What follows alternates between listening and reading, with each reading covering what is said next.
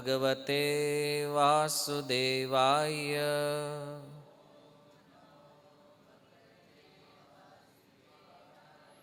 ॐ नमो भगवते वासुदेवाय।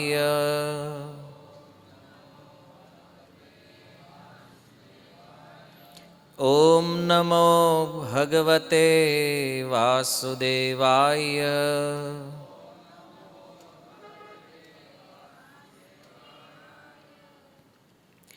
कर्पूरगौरं करुणावतारं संसारसारं भुजगेन्द्रहारं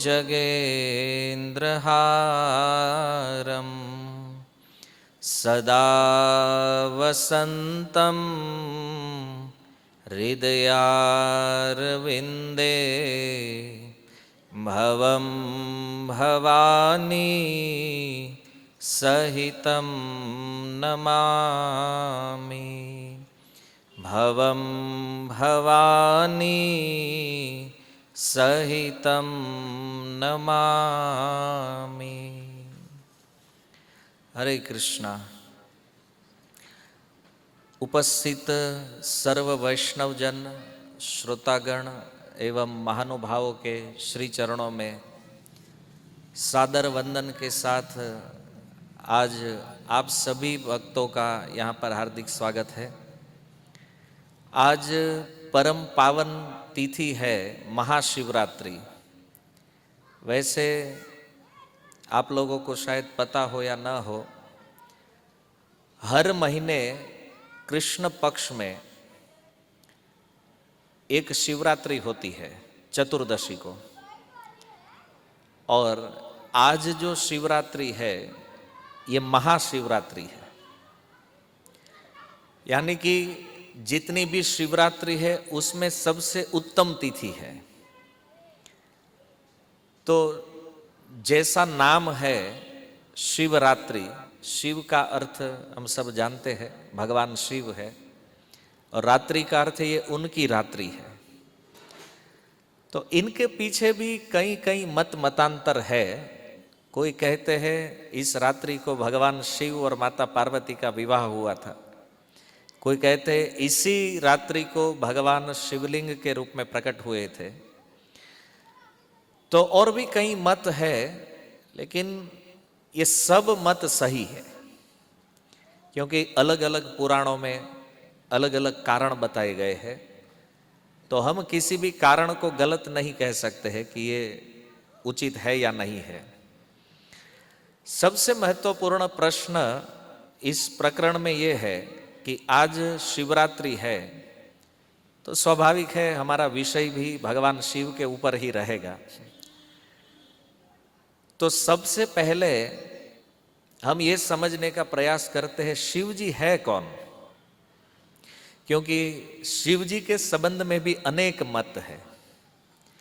यदि तात्विक रूप से शास्त्रों से देखने का प्रयास करेंगे तो एक बात मैं निश्चित कह सकता हूं कि शिव तत्व आपको समझ में आएगा ही नहीं।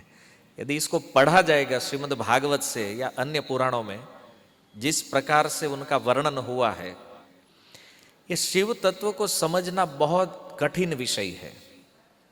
फिर भी हमारे जो आचार्यगण है उन्होंने कुछ सरल बातें या सरल उदाहरणों के द्वारा हमें समझाने का प्रयास किया है कि शिव तत्व वास्तव में है क्या। शिव जी के कार्यकलाप भी ऐसे अद्भुत है कि उनको सुनकर भी कभी कभी हमारी बुद्धि चक्कर में पड़ जाती है। और शिव पुराण यदि पढ़ेंगे तो उसमें लिखा गया है शिव जी ही परम ईश्वर है। ऐसा भागवत में भी है, ऐसा नहीं है कि केवल शिव पुराण में है। अब श्रीमद् भागवत में चतुर्थ स्कंद में देखिए तो जगत पिता या जगदीश्वर के रूप में उनका संबोधन किया गया है। 8वें स्कंद में समुद्र मंथन प्रसंग है, उसमें यदि देखेंगे तो वहां पर भगवान शिव की जो स्तुति है, एक बार पढ़ के लगे ये विष्णु की ही स्तुति है। ऐसे ही आप ही परम कारण है, परम ईश्वर है, ऐसे शिव जी के विषय में भागवत में भी ये प्रार्थनाएं है, स्तुति है।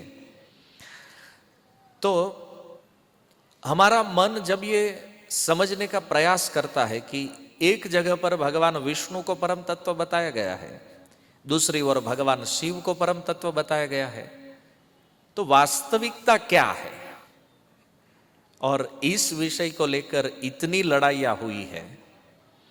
आप लोगों को शायद इतिहास नहीं पता है। आजकल जैसे एक दूसरे धर्मों के बीच में लड़ाई है ना, उसी प्रकार से शैव जो शिव जी को मानने वाले भक्त है और वैष्णव जो भगवान विष्णु को मानने वाले, इन दोनों में भारी लड़ाइयाँ थी। मतलब यहाँ तक कि एक दूसरे की हत्याएं भी होती थी। इतने खतरनाक स्तर पर आप दक्षिण भारत में 1000 साल पीछे यदि देखेंगे, जब रामानुजाचार्य प्रकट हुए या उनसे पहले जो श्री वैष्णव प्रकट हुए हैं, तो साउथ में ये बहुत गंभीर इतिहास रहा है। कई बार मान लीजिए कोई राजा शैव होते थे तो वैष्णवों पर अत्याचार करते थे, और मान लीजिए कोई राजा वैष्णव है तो शैवों के प्रति भी उनका ऐसा व्यवहार, ये भी दक्षिण के इतिहास में है। तो इतना भारी मतलब टकराव है, और आज भी हम लोग संसार में देखते, वैसी लड़ाइयाँ तो नहीं है आज लेकिन अंदर से तो मानते हैं कि नहीं नहीं, हम जिसे मानते हैं वही सर्वोपरि है, वही सुप्रीम है। वैष्णव को पूछेंगे तो कहेंगे ना, विष्णु ही सर्वोपरि है, या शिव जी के भक्तों को कहेंगे तो शैव ही सर्वोपरि है। मुझे लगता है भगवान जब देखते होंगे ऊपर से तो वो भी हंसते होंगे है ना, ये देखो बिना तत्व को जाने ये लोग मतलब किस प्रकार से इनकी लड़ाइयाँ जो चल रही है अभी बीच में। तो इस लड़ाई का एक ही कारण है कि भगवत तत्व के विषय में हमें वास्तविक ज्ञान पता नहीं है। कभी कभी क्या होता है, जिस मत को हम स्वीकार करते हैं उसके प्रति हमारा ऐसा विचार हो जाता है कि यही परम सत्य है, बाकी सब झूठ है। और इसका एक ही कारण है कि जिस प्रकार से वेदव्यास जी ने शास्त्रों को लिखा है, जिस प्रकार से इन तत्वों को प्रकट किया गया है, उनकी विधि ठीक ठीक हम लोग नहीं जानते हैं, और विधि नहीं जानने के कारण हमारा व्यवहार भी नहीं पता है, कैसे व्यवहार करना है, कौन सा व्यवहार करना है। तो शिव जी के विषय में हम देखते हैं, शिव पुराण में परम ईश्वर के रूप में उनको बताया गया है। वो समस्त सृष्टि के मूल है, आराध्य भी है, और सभी देवताओं में प्रधान होने के कारण उनको देवाधिदेव महादेव भी कहते हैं। और शिव, इसका एक सीधा अर्थ होता है मंगल। जो मंगल प्रदान करने वाले या मंगल करने वाले हैं, कल्याण जो कर सकते हैं, उनको शिव कहते हैं। तो शिव जी एक ऐसा रूप है, एक ऐसा स्वरूप है, एक ऐसा तत्व है जिनमें विरोधी गुणों का सम्मिश्रण देखा जाता है। मतलब जो विपरीत गुण है, वो दोनों गुण भगवान शिव के अंदर विद्यमान है। जैसे वे शरीर में चिता की भस्म लगाते हैं, नर मुंड की माला धारण करते हैं, सर्पों के आभूषण से सुशोभित रहते हैं, स्मशान जैसे अपवित्र स्थानों में वास करते हैं, लेकिन उनके सामने देखा जाए कि उनके चरणों से गिरे हुए जो निर्माल्य है, निर्माल्य समझते हैं ना, भगवान को जो चीज ऑफर की जाती है, उस निर्माल्य को ब्रह्मा आदि देवता अपने शरीर पे धारण करते, वो धन्य मानते हैं अपने को। अब वेश देखे तो अपवित्र लगता है, अमंगल लगता है, लेकिन शिव जी को प्रदान किया गया जो वस्तु निर्माल्य है, उसे धारण करने से कोई भी व्यक्ति अपने आप का मंगल कर सकता है, पवित्र कर सकता है। तो भगवान शिव थोड़े से प्रयास करने पर प्रसन्न हो जाते हैं, है ना। इसलिए ज्यादातर लोग जो तमोगुणी है वो शिव जी के प्रति जल्दी अट्रैक्ट हो जाते हैं। क्यों? क्योंकि और देवताओं में और भगवत स्वरूपों में बहुत लंबा टाइम जाएगा, अब शिव जी थोड़ा सा जल दे दो, प्रसन्न हो जाते हैं। इसलिए ज्यादातर लोगों का भाव यह है कि जो जल्दी प्रसन्न हो जाता है वो हमारे लिए ठीक है ना, लंबी साधना में क्यों जाएंगे। तो आशुतोष उन्हें इसलिए भी कहते हैं क्योंकि थोड़ी सी चीजों से वो प्रसन्न होते हैं, और साथ में वो सृष्टि के संहार का भी कार्य करते हैं। कामदेव के द्वारा उन्हें मोहित करने का प्रयास किया गया तो जलाकर भस्म कर दिया। और इसका विपरीत गुण भागवत में देखिए, जब भगवान मोहिनी रूप लेकर प्रकट हुए तो उनके पीछे भाग रहे। एक कथा यह है कि कामदेव को जलाकर भस्म कर दिया, और दूसरी कथा यह है मोहिनी अवतार के पीछे भी भागते हैं। तो है ना, देखो, एक में काम दिखता है और एक में वो ही काम को जलाते हैं। तो ये विरोधी गुण है जो भगवान शिव में हम देखते हैं। और वो भगवान राम से बड़ा प्रेम रखते हैं, और भगवान राम का परम शत्रु है रावण। उसको चंद्रहास खड़ग दिया था भगवान शिव ने। आप समझते हैं, वो एक तरफ से वो भगवान में प्रेम है, और उसी भगवान की पत्नी को चुराने वाले को वो देते हैं वरदान, और खड़ग भी दिया, चंद्रहास खड़ग जो नाम था। तो इस प्रकार से हम देखते हैं कि हनुमान जी के रूप में पूरा जीवन भगवान राम की सेवा करते हैं। हनुमान जी एकादश रुद्र अंश है ना, तो हनुमान जी के रूप में पूरा जीवन सेवा भी करते हैं, और कैलाश पर्वत पर समाधि लगाते हुए भगवान कृष्ण की अष्टकालीय लीलाओं का आस्वादन करते हैं। ये भगवान शिव का गुण है। और समाधि में चले जाते हैं तो कोई छोटा मोटा समाधि नहीं है। एक बार समाधि में गए थे गोस्वामी जी वर्णन के, 87,000 साल तक समाधि चलती है ना। तो आप सोचिए वो भगवान की लीला में कितना प्रेम है उनका। तो सोचिए ना, 87,000 साल, मतलब क्या करते थे शिव जी समाधि में? वो कृष्ण लीला का आस्वादन करते हैं और भगवान की लीलाओं को देखते हैं, उनका आनंद लेते हैं। तो इस प्रकार से शिव जी का जो चरित्र है वो वास्तव में सबको मोहित करने वाला है। इस हमारे मन में प्रश्न हो सकता है कि वास्तव में शिव जी कौन है? क्या वे स्वयं भगवान है, या वो भगवान के भक्त है, या वो भगवत तत्व है, जीव तत्व है? तो ये सारे प्रश्न हमारे अंदर हो सकते हैं। इससे पहले हमें तो इन पर चर्चा करनी ही है, पर मैं आपसे पूछना चाहता हूं कि आप शिव जी को क्या मानते हैं? वैष्णव नाम यथा शंभु, ये तो एकदम फेमस है पूरा वैष्णव जगत में, वो वैष्णव है। और वो एक महाजन भी है 12 महाजनों में। और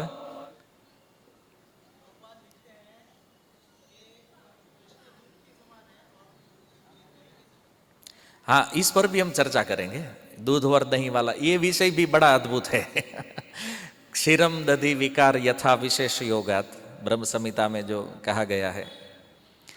तो सबका अपना अपना मत है, और अभी मैं थोड़ा पूछूंगा तो और भी मत निकलेंगे शिव जी के विषय में। लेकिन हम 3 विषयों पर आज चर्चा करेंगे। एक है तत्वगत विचार, तत्व से शिव जी क्या है। दूसरा है ऐश्वर्यगत विचार, जिसमें भगवान श्री राम या कृष्ण की ऐश्वर्यपूर्ण लीलाओं के द्वारा शिव जी को जाना जाता है। और तीसरा है नरवत विचार, यानी कि भगवान कृष्ण और राम की जो नर लीला है उनके संबंध में शिव जी का क्या तत्व है। तो सबसे पहले तत्वगत विचार यदि हम देखें तो भागवत का जब प्रारंभ होता है तो कहीं भी जब भागवत कथा हम लोग कहते हैं तो सबसे पहले महात्मय से प्रारंभ होता है। और महात्मय में व्यासदेव ने सबसे पहला जो श्लोक लिखा है वह है सच्चिदानंद रूपाय विश्वोत्पत्त्यादि हेतवे तापत्रय विनाशाय श्री कृष्णाय वयम नमः। जहां व्यासदेव भगवान राधा कृष्ण को प्रणाम करते हुए भगवान के स्वरूप के विषय में बताते हैं। भगवान का स्वरूप कैसा है? सत्य, चित्त और आनंदमय है। तो देखिए, सच्चिदानंद स्वरूप जो है भगवान का, और इसी भगवान को भागवत में अद्वैत तत्व कहा गया है, यानी कि जो मूल तत्व है, जो परम भगवान है। इस विषय में जब व्यासदेव से पूछा गया कि परम तत्व कौन है, तो उन्होंने भागवत में बताया एतेच अंश कला पुंस कृष्णस्तु भगवान स्वयं। यानी कि एक तत्व तो क्लियर है कि कृष्ण जो है ये परम तत्व है, ठीक है। और एतेच अंश, और भी जितने स्वरूप है या तो भगवान के अंश है, कला अवतार है, मनवंतर अवतार है, गुणावतार है, युगावतार है। अवतार के भी अलग अलग जो विभाजन है, तो भगवान कृष्ण ही अपने रूप का विस्तार करते हैं। उसमें कुछ स्वांश होते हैं, कुछ विभिन्नांश होते हैं। तो ये सब तत्व आपको समझ में आ रहा है कि पूरा ऊपर से जा रहा है, पकड़ में आ रहा है ना? थोड़ा ध्यान से समझिएगा। हम लीला में प्रवेश करेंगे, लेकिन बिना तत्व जाने लीला का कोई महत्व नहीं है। तो एक निर्णय जो हुआ है परम तत्व के विषय में, और व्यासदेव हो, ब्रह्मा जी हो, जो भी महाजन है, सब एक मत से स्वीकार करते हैं कि परम तत्व जो है ये भगवान कृष्ण है। जैसे ब्रह्म संहिता में भी है, ईश्वर परम कृष्ण सच्चिदानंद विग्रह अनादिरादिर गोविंद सर्व कारण कारणम। तो सर्व कारण कारणम का अर्थ क्या होता है? आज यहां हम किसी को पूछे आपका कारण क्या है, तो वो कहेंगे हमारे पिताजी। अच्छा, पिताजी से पूछे आपका कारण कौन है, बोले उनके पिताजी। उनसे पूछे उनका कारण कौन है, बोले ऐसे पीछे चले जाए, अंत में जो बचेगा वो कौन आएगा इस संसार में? ब्रह्मा जी।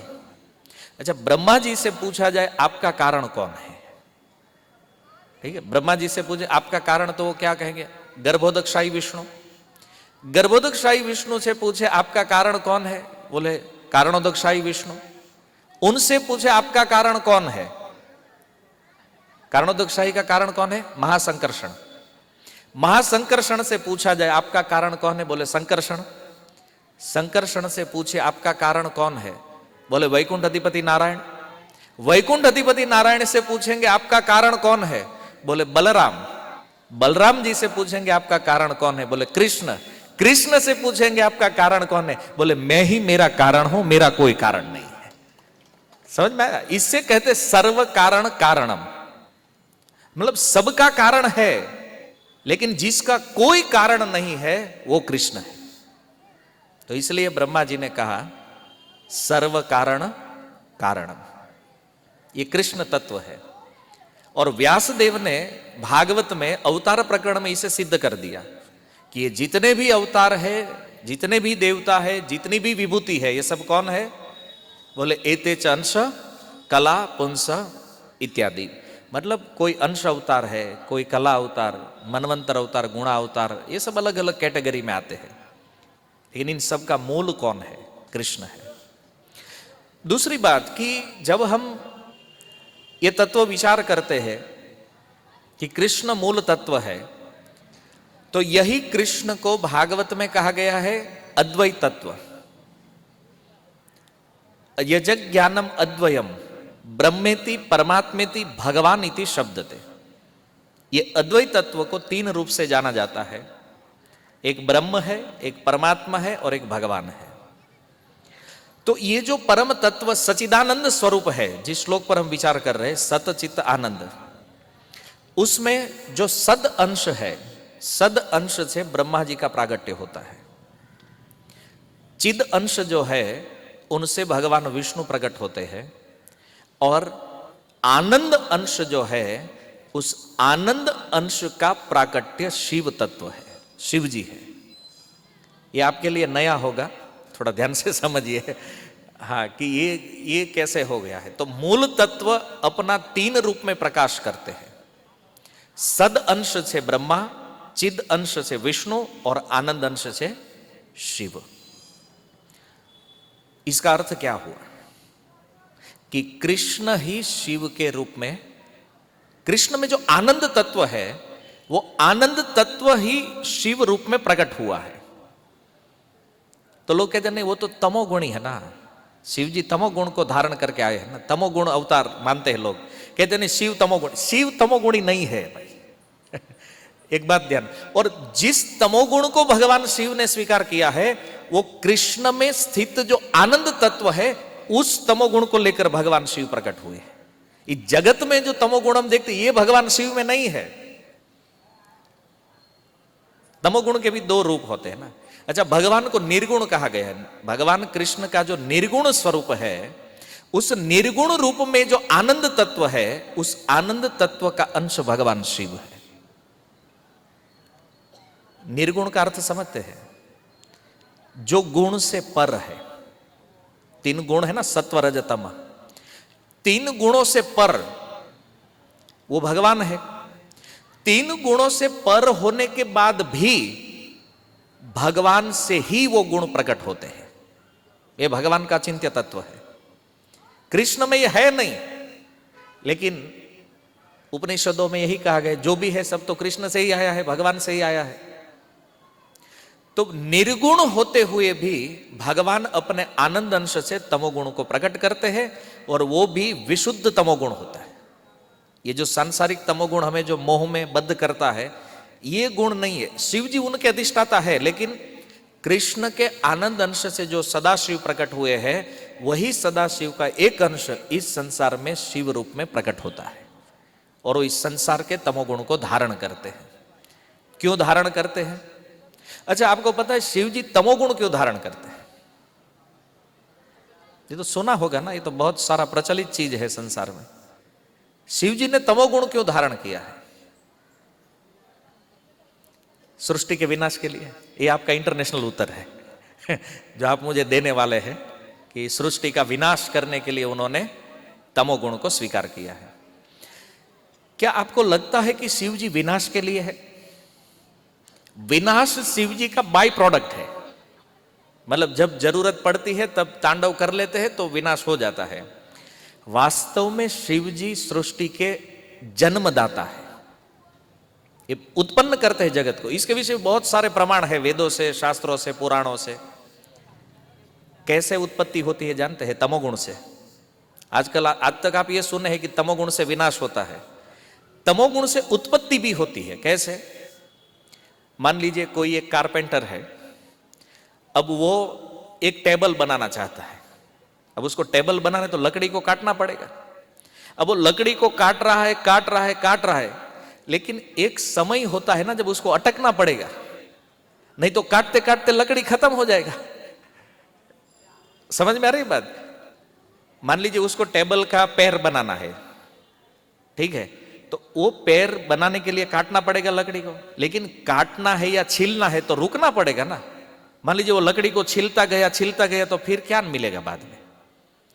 तो वो जो रुकना है, वो रुकने का जो स्थान है वो तमोगुण के कारण होता है। और जब तमोगुण के कारण उस क्रिया को रोका जाता है तब एक आकार प्रकट होता है। कुछ समय के बाद वो कारपेंटर रुकेगा, तो उसको लगे हाँ ये अभी पैर अच्छा बन गया है, तो वो रुक जाता है ना, कि फिर से छिलता है नहीं, वो जब रुकता है तब जाके उस आकार का निर्माण होता है। तो वैसे ही ब्रह्मा जी सर्जन करते हैं, लेकिन सर्जन करते करते भी रुकना पड़ता है, नहीं तो बनाते जाएंगे, वो काटते जाएंगे, तो फिर खत्म हो जाएगा संसार। तो इस संसार को उत्पत्ति करने में भगवान शिव मूल कारण है। जैसे कारणोदक्षाई विष्णु है, जब वो प्रकृति पर अपना दृष्टिपात करते हैं और तब जाके वो भौतिक प्रकृति में जो गुण है उनमें विक्षिप्तता आती है, और उन गुणों से फिर गुण आपस में क्रिया करते हैं और फिर इस संसार का सृजन प्रारंभ।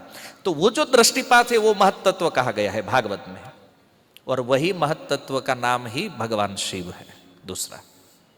तो उस प्रकार से यदि तत्व से आप देखेंगे तो आपको समझ में आएगा कि संसार के मूल कारण में भगवान शिव है।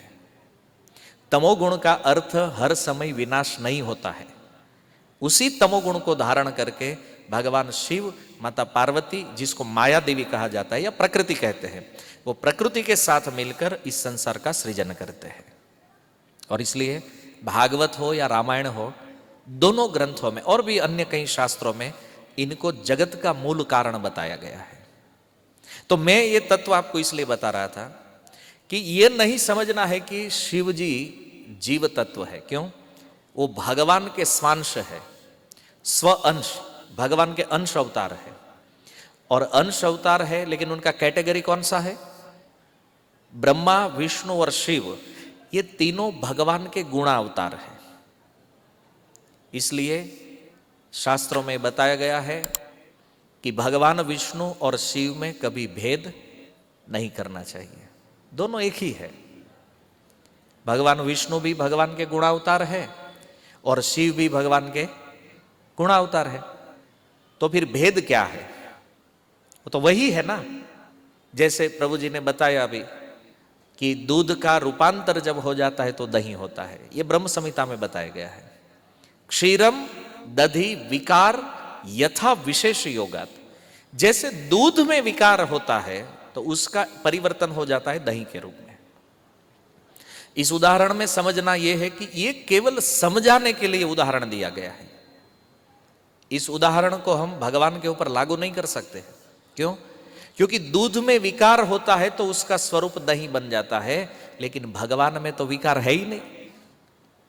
अब इस चीज को यदि भगवान पर लागू करोगे तो भगवान में तो विकार है। भगवान की बात छोड़ो, जीव आत्मा में विकार नहीं है। भगवान को दूर, और ये जो आत्मा है ये भगवान का ही तो अंश है ना। तो जब जीव में विकार नहीं है तो भगवान में विकार कैसे होगा? लेकिन ये स्वरूपगत उदाहरण बताया गया यहां पर कि जैसे दूध का ही दूसरा रूप दही है। यह हम रूपांतर की दृष्टि से नहीं देखना है, स्वरूप की दृष्टि से उदाहरण दिया गया है कि दूध का दूसरा स्वरूप दही है, ऐसे ही भगवान का दूसरा रूप शिव है। इससे यह सिद्ध होता है कि शिव जी जीव तत्व नहीं है, यह भगवत तत्व है, जीव नहीं है। लेकिन कई बार लोग मान लेते हैं कि जीव एक दिन शिव हो जाएगा। कैसे हो जाएगा बताइए? ये कई बार संसार में लोग कहते हैं नहीं नहीं बहुत भजन करो, खूब भजन करो, फिर जीव शिव हो जाएगा। हुआ है आज तक कोई शिव हुआ है? ये नहीं हो सकता है, संभव नहीं है। क्यों? क्योंकि न भगवान में विकार है न जीव में विकार है। तो मान लीजिए कृष्ण का ही वो आनंद तत्व शिव के रूप में गुणावतार के रूप में प्रकट है, तो विष्णु भी भगवान के गुणावतार है और शिव भी गुणावतार है। इसलिए धिया भिन्न पश्चिद, जो दूसरा नाम अपराध हम लोग बोलते हैं प्रतिदिन, लेकिन उसमें थोड़ा गलती है। संस्कृत में यदि देखा जाए तो क्या लिखा गया है? धिया भिन्न पश्चिद। यदि विष्णु और शिव में कोई अंतर करता है उनके नाम में या लीलाओं में, तो वो भारी अपराधी व्यक्ति है। ये मूल तत्व पद्म पुराण में बताया गया है। और हम मानते हैं कि ना शिव जी वैष्णवा नाम यथा शंभु है, शिव जी महान, वो भी उनका एक रोल है, वो वैष्णव भी है, लेकिन सबसे पहले वो भगवत तत्व है, बाद में वो वैष्णव है। वो भगवान भी है और भक्त भी है, उभय तत्व है भगवान शिव। लेकिन तत्व की गलती के कारण कभी कभी हम लोग उनके बारे में गलत धारणाएं कर लेते हैं। शिव जी भगवान ही है और कोई नहीं है। भगवान का ही दूसरा, विष्णु ही शिव के रूप में प्रकट हुए हैं, यही उनका दूसरा रूप है। सीधा ये समझिए, ज्यादा तत्व को अंदर जाएंगे तो थोड़ा दिमाग हैंग हो जाएगा। क्योंकि मैंने कहा ना, शिव तत्व इतना मतलब विस्तृत है, इन पर पूरा सप्ताह भी करेंगे तो इसका तत्व समापन नहीं हो सकता है। लेकिन इनके रोल, विपरीत गुण एक ही स्थान में वो प्रकट करते हैं, इसलिए उनमें ये अलग अलग भाव दिखाई देते हैं। कभी वो भक्त दिखते हैं, कभी भगवान दिखते हैं। तो इसलिए मैंने थोड़ा एग्जाम्पल आपको बताया पहले, कैसे विपरीत गुण को वो धारण करते हैं। तो शिव जी का ये स्वरूप है, भगवान का ही दूसरा रूप है, इसलिए वो भगवान से अभिन्न है। क्लियर? इतनी बात समझ में आई? अच्छा,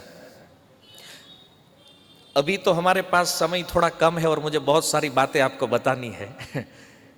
तो मूल बात यह है कि शिव तत्व तो समझ में आ गए ना आपको? ओके।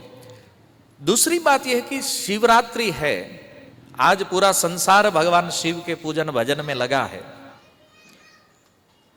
सबसे मुख्य बात है कि शिव जी को क्या पसंद है और हम क्या मांगते हैं उनसे। आज इन दो विषय पर आप चर्चा करेंगे। शिव जी को प्रिय क्या है और हम उनसे क्या चाहते हैं। तो भगवान शिव जिस प्रकार से उनका चरित्र देखा गया है, वैष्णवों के साथ जो संबंधित चरित्र है भगवान शिव का, उसमें यही दिखता है कि शिव जी को सबसे ज्यादा प्रिय यदि कुछ है तो उसको हरि कथा है। क्योंकि भगवान की कथा के आदि वक्ता भी भगवान शिव है और श्रोता भी भगवान शिव है। और इतना रस है भगवत कथाओं के प्रति कि वो निरंतर माता पार्वती को कथाएं सुनाते रहते हैं। कैलाश में बैठे बैठे ऐसा नहीं खाली बैठे हैं बस मजा कर रहे हैं, और नित्य निरंतर भगवान की कथाओं का गान करते। वो कथाएं उनको इतनी प्रिय है। तो हमें ये बात समझनी चाहिए कि यदि हम भगवान शिव को गुरु मानते हैं तो हमारे लिए इष्ट कौन है? भगवान कृष्ण है। या तो ऐसा समझ लीजिए कि हम कृष्ण को इष्ट मानते हैं तो शिव जी हमारे गुरु है, और यदि कोई शिव जी को इष्ट मानता है तो भगवान विष्णु उनके लिए गुरु है। ये संबंध ऐसे चलेगा, लड़ाई से काम नहीं बनने वाला है।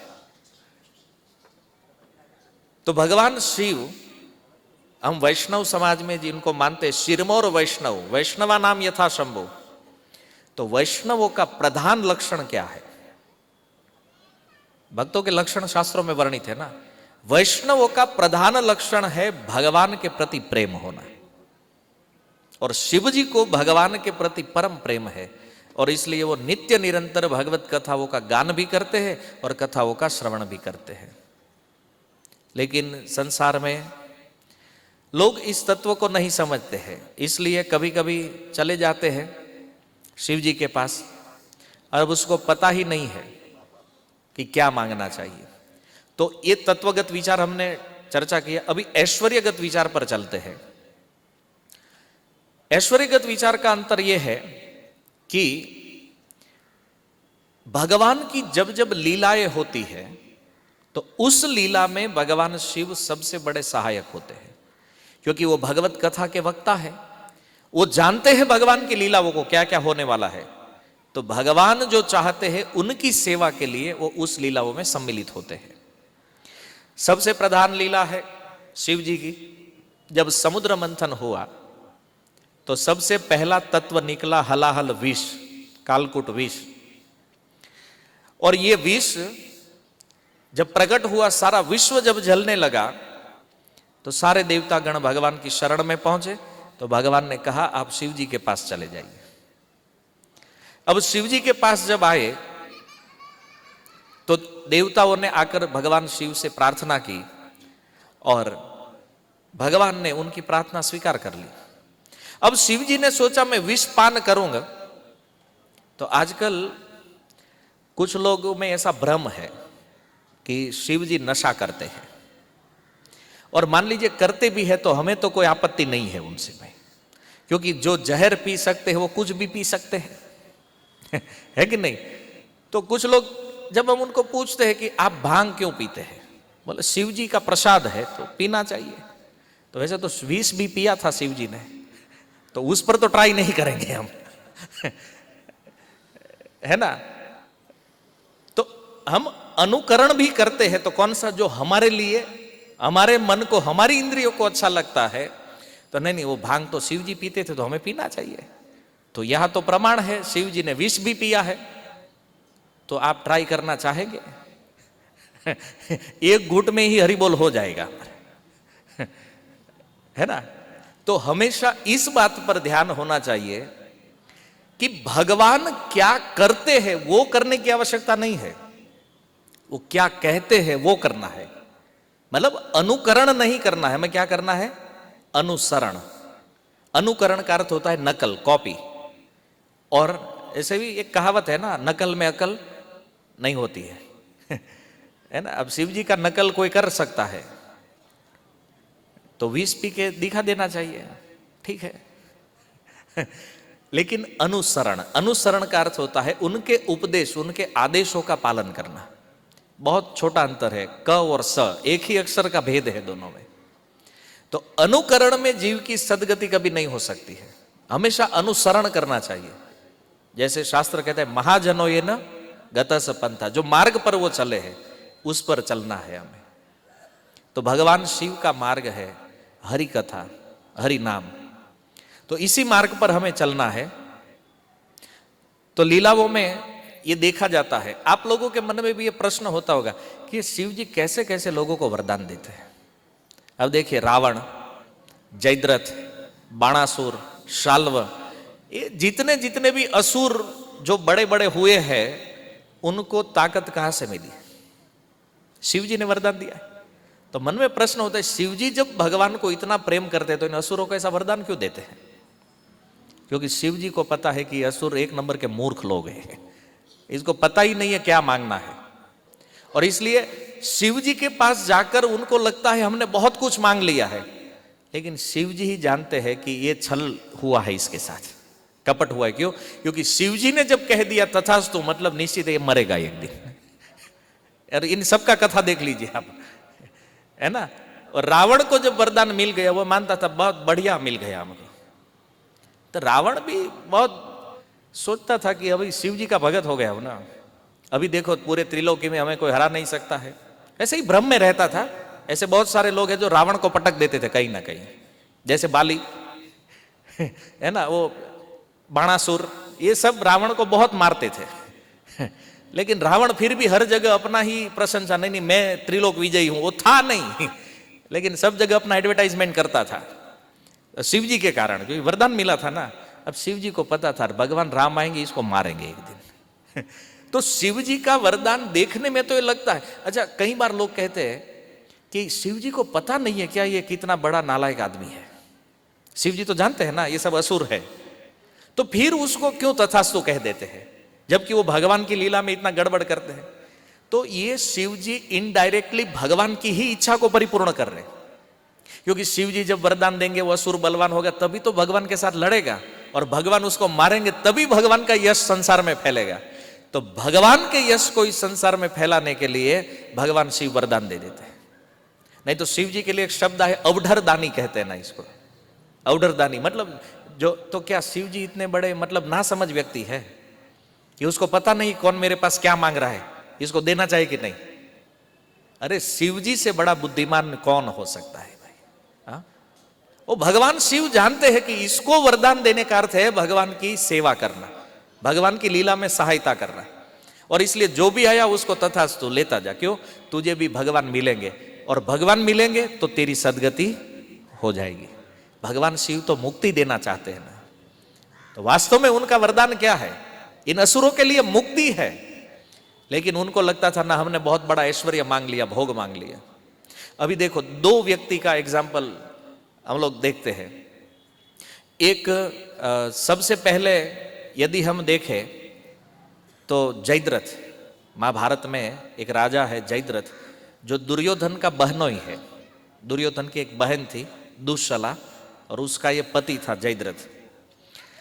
ये जयद्रथ एक बार घूमते घूमते जंगल में चला गया, और उसी समय पांडव भी वनवास में थे। तो ये जयद्रथ जब घूम रहा था तो उन्होंने द्रौपदी को देख लिया। द्रौपदी को देखा तो लगा इतनी सुंदर स्त्री है तो क्यों ना इसको उठा लेते। अब असुरों का तो यही काम है।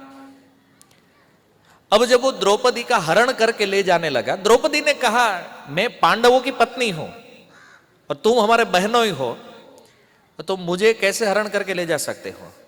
तुम छोड़ो। लेकिन वो जयद्रथ कहाँ मानने वाला था।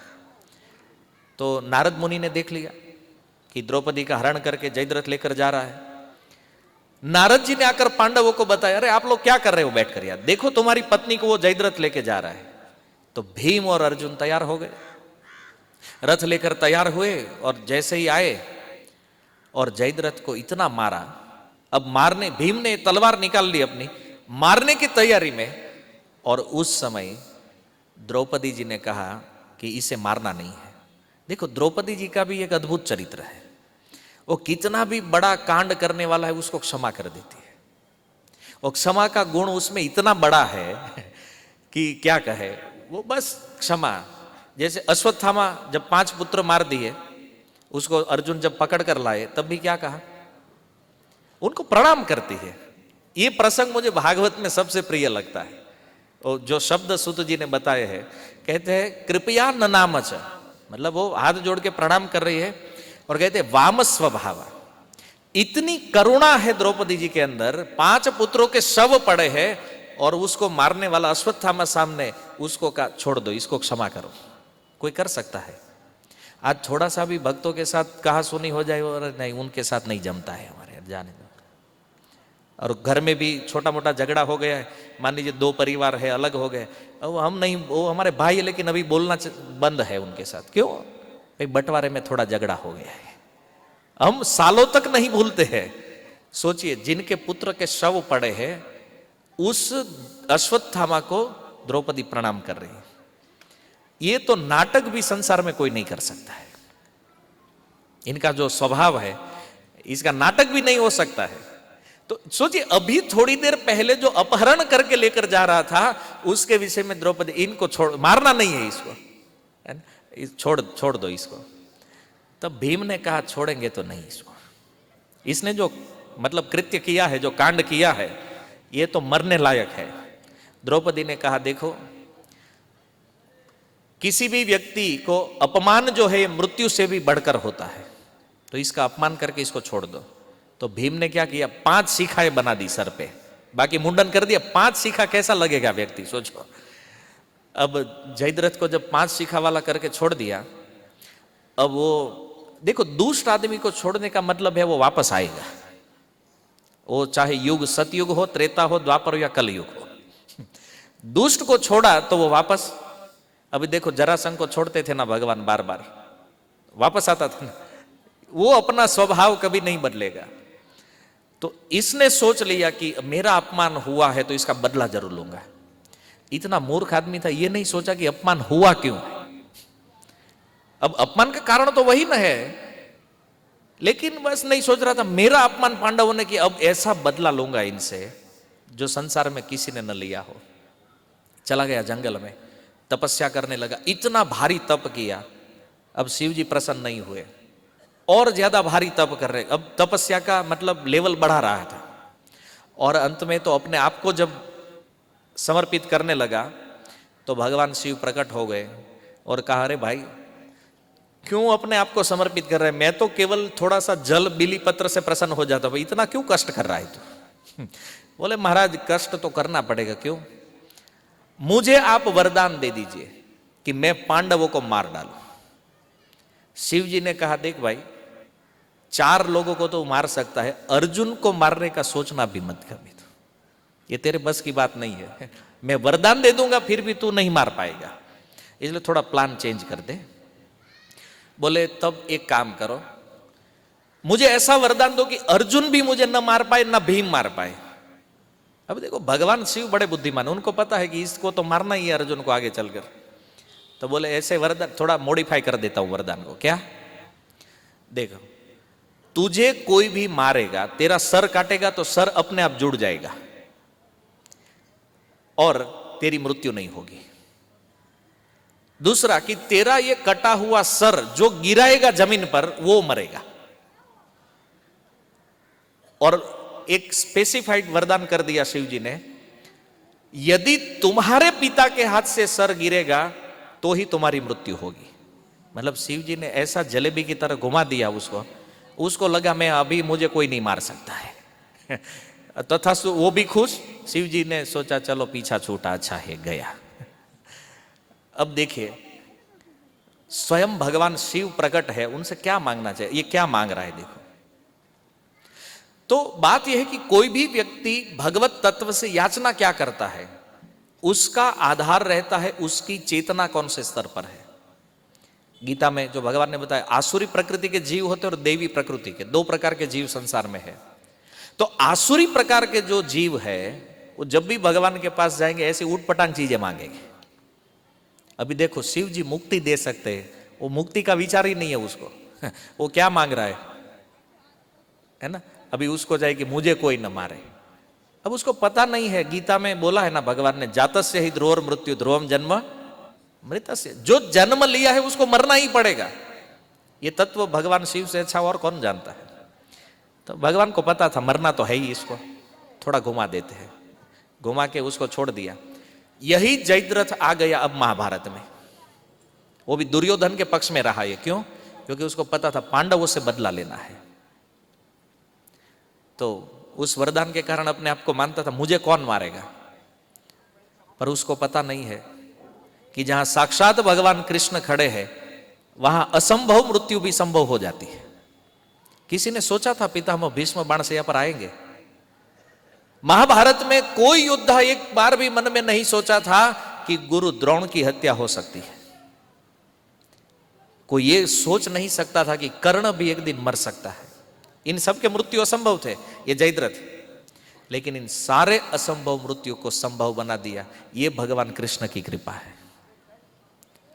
तो देवी प्रकृति के जीव इस कृपा को समझते हैं, इसलिए वो भगवान से अब जिसका जो लेवल है वही ना मांगेगा। तो शिव जी ने तथास्तु आ गया ये महाभारत में। अब महाभारत में अभिमन्यु का वध करने में यही प्रधान था, जयद्रथ। बाकी को तो डर लगता था, यदि अर्जुन को पता चलेगा हमने मारा है तो उड़ा देगा मुंडी हमारा वो। इसको लगा मुझे कौन क्या कर सकता है, मैं मारूंगा। अब अभिमन्यु का वध कर दिया।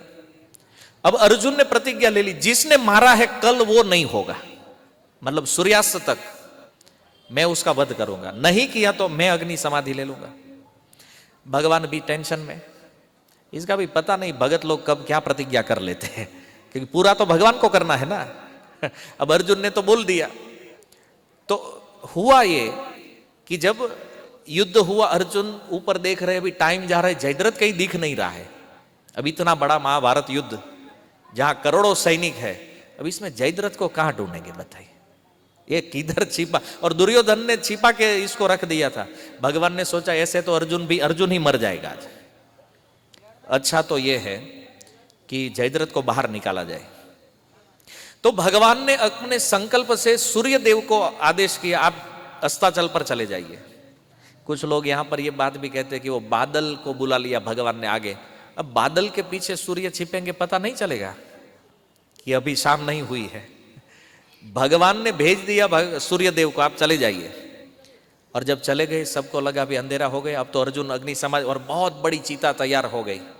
अर्जुन जब अग्नि समाधि लेने के लिए तैयार हुए, उसी समय ये प्रकट हो गया। अब वो संध्या का समय था, महाभारत में आप पढ़िए, संध्या का समय था। ये जयद्रथ के पिता संध्या वंदन कर रहे थे और भगवान के मन में क्लिक हो गया, इससे बढ़िया टाइमिंग सेट होगा नहीं। वो वहां संध्या वंदन कर रहा है, सोचने का टाइम मिलेगा नहीं, यहां से इसको प्रेरणा देते हैं, इसको अभी बाहर लाते हैं। तो ये सब रेडी हो गए और पांडव टेंशन में। आप सोचिए 5 पांडवों में अर्जुन यदि चले जाएंगे, फिर महाभारत का क्या हाल होगा, है ना। युधिष्ठिर महाराज, भीम, सहदेव, नकुल, इतनी चिंता में। भगवान बड़े आराम से बैठे। और जैसे ही वो जयद्रथ देखने आया, अब भगवान ने कहा सूर्य अब आप आ जाइए। भगवान ने कहा देखो ये रहे सूर्यदेव, ये रहा जयद्रथ। अर्जुन ऐसे बाण चलाओ कि इसका जो सर है इसके पिता के पास, उसकी गोद में जाके गिरे। अब अर्जुन ने बाण चलाया, वही सर जाके उनके पिता की गोद में, और जैसे ही उसने देखा नहीं क्या है, उसने सीधा नीचे फेंक दिया। अब बाप भी खत्म, बेटा भी खत्म। वो देखा फिर जब नीचे गिरा तो अरे ये तो मेरे ही बेटे का सर है। तो इतना विलाप हुआ ये जयद्रथ के पिता को, तो वो प्राण त्याग कर दिए अपना उधर ही। सीरियल में कुछ अलग है, उस पर मत सोचिए आप, नहीं सीरियल में दिखे। देखो सीरियल से ज्ञान कभी लेना ही नहीं है, तो भारी गड़बड़ हो जाएगा। और आज तक ये गड़बड़ भारतवर्ष में चल रहा है। जैसे सीरियल में वो दिखा है ना, अंधे का पुत्र अंधा, द्रौपदी जी ने बोला, तो महाभारत में नहीं है, ग्रंथ में नहीं है। ये कितना बड़ा गड़बड़ है। द्रौपदी जी पर कितना बड़ा लांछन लगा है, आप देखिए कि द्रौपदी जी ने बोला अंधे का पुत्र अंधा, तो पूरा महाभारत हो गया, जबकि द्रौपदी जी ऐसा कुछ बोली ही नहीं। जो अपने पुत्रों को मारने वाले को क्षमा कर सकती है, आपको लगता है कि उनका इतना कठोर स्वभाव होगा द्रौपदी का? तो ज्ञान प्राप्त करना है तो शास्त्र पढ़ना पड़ेगा, सीरियल से काम नहीं बनेगा। और एक वो भी है, अज्ञातवास में जब थे तो वो भीम को हस्तिनापुर की याद आ रही थी, तो बेचारे रो रहे थे। जब सहदेव उनके पास आए तो पूछा आप क्यों रो रहे? बोले तो प्याज काट रहा था इसलिए रो रहा था। अब महाभारत में प्याज कहां से आए हैं बताइए? अब समझ में आ रहा है। तो ये ऐसे ऐसे प्रोपेगेंडा जो बनाए गए हैं सीरियलों में, और हमको लगता है हाँ नहीं वो सीरियल में तो दिखाया था वो बैठे थे और उसके गोद में आके गिरा। अरे वो संध्या वंदन कर रहे थे, व्यासदेव जी ने यही लिखा है। और फिर उन्होंने फेंका सर, तो वो विला पुत्र की मृत्यु को नहीं सह पाए, इसलिए उसकी मृत्यु हो गई। ये लिखा हुआ है महाभारत के अंदर। तो ऐसे ही भगवान ने उनका विनाश कर दिया। तो ये जयद्रथ ने तपस्या करके भी क्या प्राप्त कर लिया बताइए, क्या मिला? शिव जी को प्राप्त करना था ना, शिव जी प्राप्त हो गए, मिला क्या? तो शिव जी के पास जाते समय हमें यह पता होना चाहिए क्या, ऐसा नहीं भक्त लोग नहीं जाते शिव जी के पास, वैष्णव। अभी देखो, एक वैष्णव को दूसरे वैष्णव के प्रति कितना प्रीति होता है, तो भगवान शिव तो परम वैष्णव है ना, तो हमारा उनसे प्रेम है, उसमें तो कोई संदेह है ही नहीं। अब मूल बात यह है कि अब शिव जी के पास जाए तो मांगना क्या है। तो हमारे गुजरात में एक भक्त हुए मेहता नरसिंह, जूनागढ़ में, आप लोग जानते होंगे, नाम सुना है नरसिंह मेहता का। तो वो जब 5 साल की आयु थी तो उनकी जो भाभी थी बहुत खतरनाक थी, आजकल सीरियलों में होती है ना ऐसी, मतलब बड़ी खतरनाक। तो वो बेचारे कहीं काम करके आए घर पे, तो उन्होंने कहा भाभी थोड़ा सा पानी दे दीजिए। अरे बोले करना धरना कुछ है नहीं, बस पड़ा पड़ा खाता पीता रहता है ना, कुछ काम धंधा भी कर लिया करो, खाना है तो मुफ्त की रोटियां तोड़ोगे घर में। अब वो छोटे बच्चे थे और मन में बात लग गई, ये भाभी के कटु वचन ऐसे लगे तो घर से चले गए जंगल में। उनके पास ही एक जंगल था और जंगल में भगवान शिव का मंदिर था, और जाके शिव जी को ऐसे पकड़ लिए और पकड़ते हुए 7 दिन 7 रात्रि तक वो शिव जी का भजन करते रहे, ओम नमः शिवाय जप चला। 7वें दिन जो शिव जी प्रकट हो गए उनके सामने और कहा कि हे बालक बताओ क्या चाहिए तुम्हें। अब ये बड़े बुद्धिमान व्यक्ति, वैष्णव तो थे ही, क्योंकि पूर्व जीवन में ऐसे भक्तमाल में लिखा गया है, ये नरसिंह मेहता जो है ये पूर्व जीवन में मुचकुंद नाम के एक राजा थे। सूर्य वंश में मांधाता एक राजा हुए, मांधाता के पुत्र थे मुचकुंद, और यही मुचकुंद है जब काल यवन की लीला में सहायता किए थे भगवान की। आप लोग जानते हैं ना, काल यवन जब भाग कर गया, पीताम्बर जिसको उड़ाया था ना भगवान ने, ये मुचकुंद महाराज है। और भागवत में भगवान ने ये कहा है दशम स्कंद में कि अभी तुम्हारी भक्ति परिपूर्ण नहीं हुई है, तो अगला जन्म तुम्हारा ब्राह्मण परिवार में होगा, तब तुम पूर्ण भजन करके मुझे प्राप्त करोगे। तो यही मुचकुंद महाराज दूसरे जीवन में मेहता नरसिंह के रूप में प्रकट हो गए। नहीं तो होगा ना, हमें भी कितने लोग कटु वचन कहते हैं, हम भी भागते हैं मंदिर में, शिव जी को पकड़ लेंगे तो क्या आएंगे शिव जी 7 दिन में है ना, तो ये होना संभव नहीं। लेकिन ये योगी थे पूर्व जीवन से ही। अब शिव जी को जब कहा कि प्रभु आपने वरदान के लिए तो कह दिया है, लेकिन मैं छोटा सा बच्चा हूं, मुझे नहीं पता है क्या मांगना चाहिए, तो एक काम करें, आपको जो प्रिय है वो दे दीजिए। देखिए ये सबसे बड़ा टेक्निक है, हम किसी से कुछ मांगने जाते हैं ना, तो हमें अपना डिमांड नहीं रखना है क्या चाहिए। मान लीजिए आप कहीं डोनेशन के लिए गए, तो आपने वहां जाके कहा आप तो इतने बड़े सेठ है, ठीक है 5,000 लिखवा दीजिए डोनेशन में। अब वो सेठ तो सोचता था 5 लाख देने के लिए, और आपने क्या मांग लिया, तो काम तो 5,000 में निपट गया ना है ना। आपके बंबई में सबसे बड़े आदमी अंबानी है ना, अब उनके पास जाएंगे तो उनको कहेंगे 5,000 दो, नहीं, आप जो चाहे वो दे दीजिए। वो थोड़े में भी 5 करोड़ भी दे देगा, उसको क्या फर्क पड़ता है ना। तो सामने देने वाला कौन है ये देखना पड़ेगा ना, नहीं तो हम मांगेंगे अपनी ओर से तो क्या मांगेंगे। तो नरसिंह मेहता ये सोच रहे थे कि यदि मैं मांगूंगा तो कुछ गड़बड़ हो जाएगा, इससे बेटर है कि उन्हीं के ऊपर डाल देते हैं। उनको कहा आपको जो प्रिय है वो मुझे दे दीजिए। अब शिव जी कंफ्यूज हो गए, मुझे सबसे प्रिय भगवान कृष्ण है और उसमें भी उनकी रासलीला सबसे प्रिय है, लेकिन रासलीला तो सर्वोत्तम गुह्य तत्व है, ये है छोटा बच्चा, अब इसको, ये तो मैंने पार्वती को भी नहीं बताया है, इसको कैसे दे दूं। शिव जी कंफ्यूज है ना। रासलीला का तत्व तो आज तक पार्वती जी से भी छुपा के रखा है भगवान शिव ने, ये तो बच्चा है फिर भी इसको कैसे दे सकता हूं मैं। अब शिव जी जब कंफ्यूज हुए तो वो सोचने लगे कि ये बालक ऐसा कैसे मांग लिया, कोई सामान्य तो नहीं हो सकता है। जब शिव जी ने ध्यान करके देखा तो पता चला अरे ये तो मुचकुंद महाराज है, इसको तो भगवान का दर्शन हो चुका है, तो इसे ये तत्व बताने में कोई समस्या नहीं है। तो भगवान शिव ने कहा कि मुझे सबसे प्रिय रासलीला है और मैं तुम्हें रासलीला प्रदान करता हूं, उसका दर्शन करवाता हूं। अब शिव जी लेकर गए सीधा गोलोक। अब देखिए आज के दिन हमारे लिए और एक विशेष बात है कि शिव जी के अनेक स्वरूप है, उनमें से हमें आज कौन से स्वरूप के पास याचना करनी चाहिए, तो वो है गोपेश्वर महादेव। गोपेश्वर, गोपी को जो अपना ईश्वर मानते हैं वो है गोपेश्वर, क्योंकि रास लीला के गेट पे वो खड़े हैं।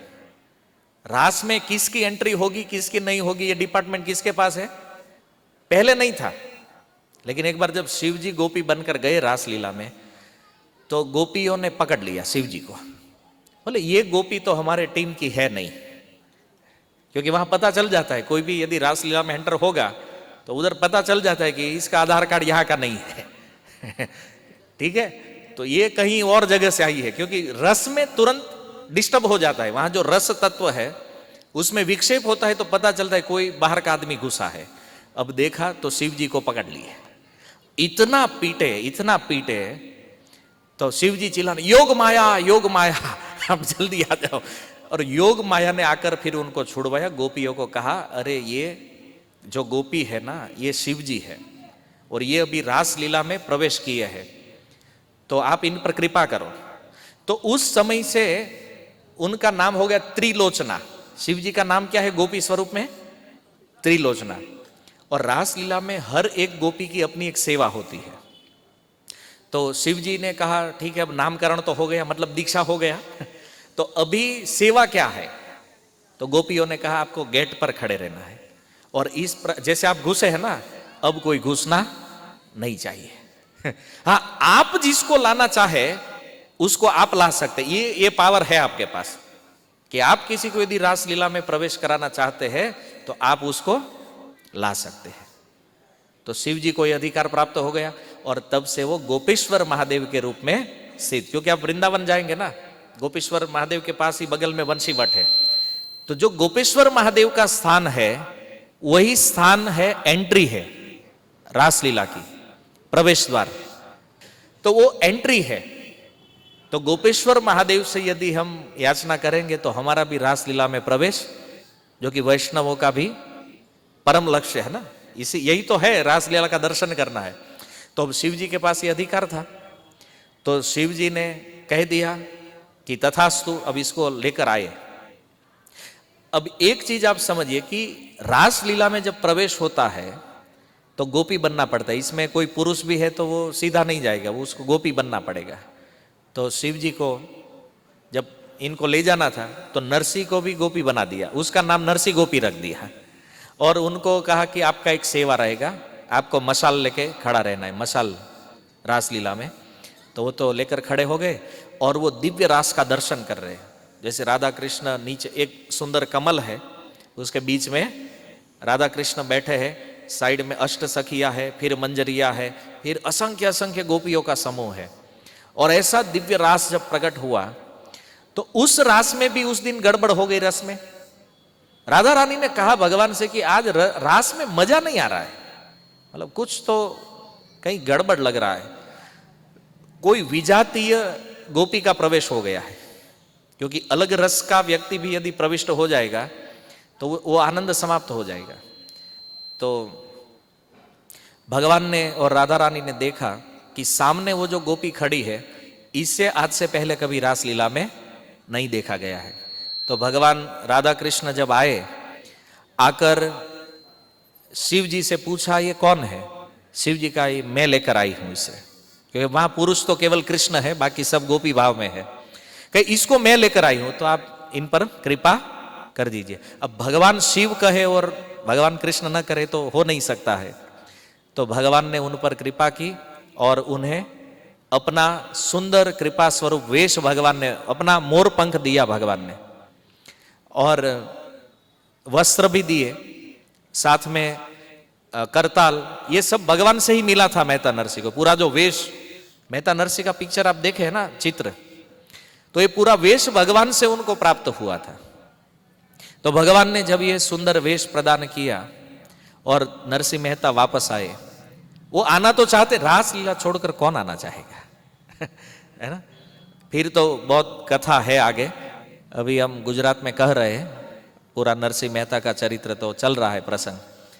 पर मेन चीज ये है कि जो रासलीला दुर्लभ है, बड़े बड़े योगी मन से भी जहां प्रवेश नहीं कर सकते हैं, उस स्थिति को नरसिंह मेहता जैसे भक्त ने उस रासलीला का दिव्य दर्शन प्राप्त कर लिया केवल भगवान शिव की कृपा से। शिव जी क्या दे सकते हैं, समझ में आया? और हम उनसे मांगते क्या है? क्योंकि कथाओं में तो सुना है आशुतोष है, औडरदानी है, जो भी मांगेंगे तुरंत देंगे। लेकिन मांगना क्या है? देखो, रावण ने लंका मांग ली, उनको दे दिया, तथास्तु ले लो सोने की। अभी तो गोल्ड का भाव भी बढ़ रहा है इतना पूरा सोने का लंका दे दिया उनको, रावण को। लेकिन रावण का लाभ क्या हुआ? फिर भी वो मर गया, वो लंका तो कुछ काम की रही नहीं उनको। तो शिव जी ये नहीं सोचेंगे कि आप क्या चाहते हैं या आपके हित के लिए क्या है। आपका डिमांड जो भी रखा वो सीधा तथास्तु बोलेंगे और भगाएंगे। क्यों? शिव जी को पता है कि ये जो मांगने वाले हैं ना, ये भजन में डिस्टर्ब करते रहते हैं बार बार, क्योंकि वो तो भगवान की लीलाओं में व्यस्त है ना।